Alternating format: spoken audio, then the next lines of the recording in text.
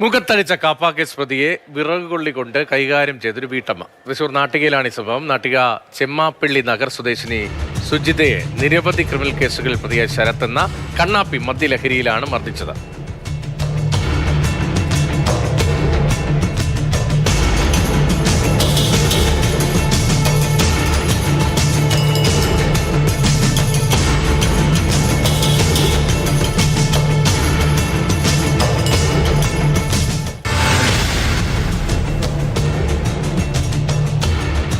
MS ലിഷോയാണ് വിവരങ്ങളുമായി. ലിഷോ, ഈ ക്രിമിനലുകൾ അഴിഞ്ഞാടുന്ന സംഭവങ്ങൾ പലപ്പോഴും നമ്മൾ കാണാറുണ്ട്. പക്ഷേ ഒരു വീട്ടമ്മ ധൈര്യപൂർവ്വം തിരിച്ചടിക്കുന്നതും കാണുന്നു.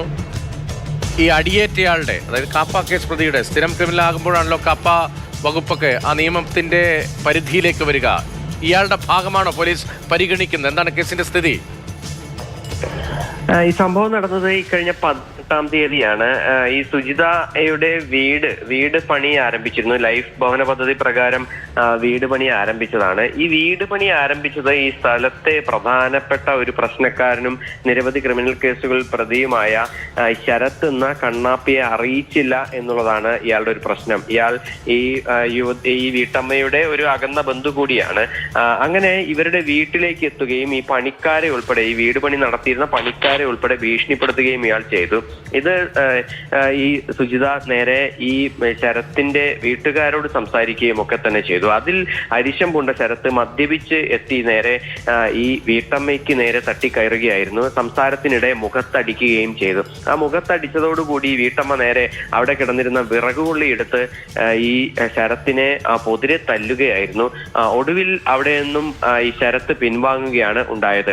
ഈ സംഭവത്തിനൊക്കെ തന്നെ ശേഷം ഈ വീട്ടമ്മ നേരെ പോലീസിൽ പരാതി നൽകിയിരുന്നു. അതിന് മുൻപായി തന്നെ ഈ ശരത്തും ഈ മർദ്ദനമേറ്റതിന് ശേഷം നേരെ പോലീസ് സ്റ്റേഷനിൽ പോയി പരാതി നൽകി. പക്ഷേ പോലീസ് ഈ വീട്ടമ്മയുടെ പരാതി എടുത്തില്ല എന്ന് മാത്രമല്ല, ശരത്തിന്റെ പരാതി എടുക്കുകയും ചെയ്തു. അതിനുശേഷം ഈ വീട്ടമ്മയോട് പറഞ്ഞത് CCTV ദൃശ്യങ്ങൾ ഉണ്ടെങ്കിൽ അതൊക്കെ ലഭിക്കുകയാണെങ്കിൽ നിങ്ങളുടെ പരാതി ഞങ്ങൾ കേസെടുക്കാം എന്നുള്ള ഒരു കാര്യമാണ് പോലീസ് പറഞ്ഞത്. പക്ഷേ പിന്നീട് വീട്ടമ്മ തന്നെയാണ് ഈ CCTV ദൃശ്യങ്ങൾ ശേഖരിച്ചതുമൊക്കെ തന്നെ. പക്ഷേ പോലീസിന്റെ ഭാഗത്തുനിന്നും ഇതുവരേക്കും കേസെടുക്കാനുള്ള നടപടികളൊന്നും തന്നെ ആരംഭിച്ചിട്ടുണ്ടായിരുന്നില്ല.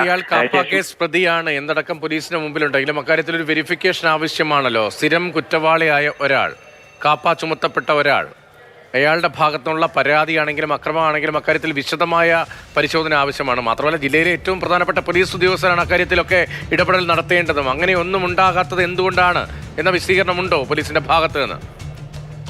അതായത് ഇതുമായി ബന്ധപ്പെട്ട് ആദ്യം പരാതി നൽകിയ ശരത്തിന്റെ പരാതി എടുത്തു എന്നുള്ളത് മാത്രമാണ്.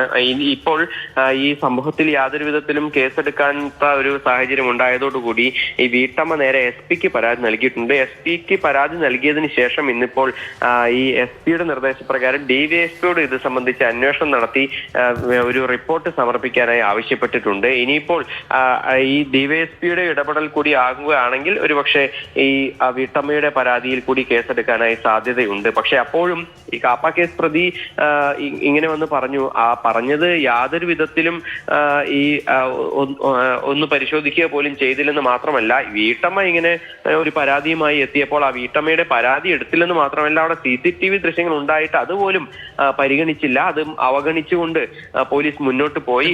രാഷ്ട്രീയ ബന്ധമുണ്ടോ? രാഷ്ട്രീയ പിടിപാടുള്ളയാളാണോ പോലീസ്? ഇപ്പോൾ സാധാരണ ഒരു തല്ല് കേസ് ഉണ്ടായാൽ, അപ്പോൾ കൗണ്ടർ കേസിനൊക്കെ പറയുമല്ലോ, അപ്പുറത്തെയും ഇപ്പുറത്തെയും പരാതി എടുക്കുക എന്നത് സാമാന്യ രീതിയാണ് പോലീസിങ്ങിൽ. എന്തുകൊണ്ട് ഇയാളുടെ പരാതി മാത്രം എടുത്തു? ഇയാൾക്ക് രാഷ്ട്രീയ ബന്ധങ്ങളുണ്ടോ?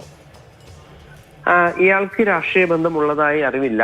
പക്ഷെ അതേസമയം തന്നെ സ്ഥലത്തെ ചില LDFന്റെ നേതാക്കളുമായി ഈ വീട്ടമ്മ നേരത്തെ ഇവർ ഇടതുപക്ഷത്തോട് ചേർന്ന് നിൽക്കുന്ന വ്യക്തിയായിരുന്നു. അതിനുശേഷം ഇപ്പോൾ ആ ഒരു നിലപാടിൽ നിന്ന് മാറിയിട്ടുണ്ട്. വ്യതിചലിച്ചതോടു കൂടിയാണോ ഇനിയിപ്പോൾ ഇത്തരത്തിൽ പോലീസിന്റെ നിലപാട് മാറിയത് എന്നുള്ള കാര്യത്തിൽ ഒരു സംശയം അക്കാര്യത്തിൽ എന്തായാലും ഉറപ്പില്ല. പക്ഷെ ഒരു കാപ്പ ചുമത്തപ്പെട്ടയാൾ, അതായത് സ്ഥിരം ക്രിമിനൽ കേസുകളിൽ പെടുമ്പോഴാണല്ലോ കാപ്പ ചുമത്തപ്പെടുക. അതും ജില്ലാ പോലീസ് മേധാവിയുടെയും ജില്ലാ കളക്ടറുടെയും ഒക്കെ അധികാര പരിധിയിൽ വരുന്നതാണ്.